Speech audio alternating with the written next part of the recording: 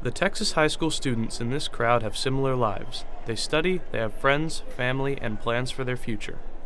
Like, since I'm the first generation of my family going into college, that's like a big part of me. But for Yuridia and about 3% of the Texas public school students, that future could be different. I didn't want to leave, but I couldn't say anything about it. It was my parents' decision, so I had to go with whatever they said. Yuridia, a high school senior, came to the U.S. from Mexico with her parents when she was a child. Sometimes I don't get it, like students who their parents brought them when they were little and they're legal, they study so hard and keep their grades up and everything, and like after they graduate from college or whatever, they can't get a job. And it's hard because they worked hard for it, and it's just not fair, I guess. Most jobs require proof of U.S. citizenship. Yuridia says she understands that no matter how hard she may work in school, her choices for the future can be limited. Yuridia believes that education is the more important issue. I don't think they should make education less in order to, I guess, borderline security. But critics argue educational benefits should come after laws are followed, including immigration with proper documentation. Dr. Lucio Calzada is the principal of Austin High School. He says immigration hasn't negatively affected him, but says rules are rules.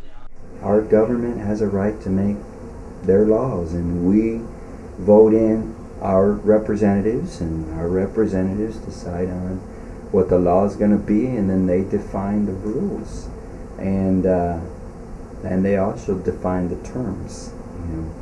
So if the government says there is such a thing as an illegal alien, well, there it is. The immigration process is a lengthy one. Those that violate immigration laws, such as crossing the Texas-Mexico border illegally, could be required to wait up to 10 years before applying for permanent residence. The fear of deportation, Yuridia says, keeps undocumented immigrants from trying to obtain legal documentation as well as basic services. They're scared, of the help, how to get help. If I go to the police, they're scared to ask for help. Let's say some girl, she's being mistreated by her husband, and she's just scared to go to the police because she's illegal, and she's like, well, I might get deported. I'll just stay quiet and not say anything. I think it's just fear. Despite some challenges, Yuridia says she plans to earn a college degree. When she's accepted to a college, Yuridia will be able to apply for financial aid and pay in-state tuition like other Texas residents. Some argue that costs taxpayers. In 2009, the state awarded roughly $23 million in financial aid and in-state tuition for about 3,700 undocumented Texas college students. Over the last year, the U.S. Congress has tried to pass the DREAM Act. Tara Miller, a college counselor, explains. If a student graduates from high school and begins post-secondary education or military, and they do 2 years there, then they can get on a provisional residency. It's a path towards citizenship for some students like Yuridia.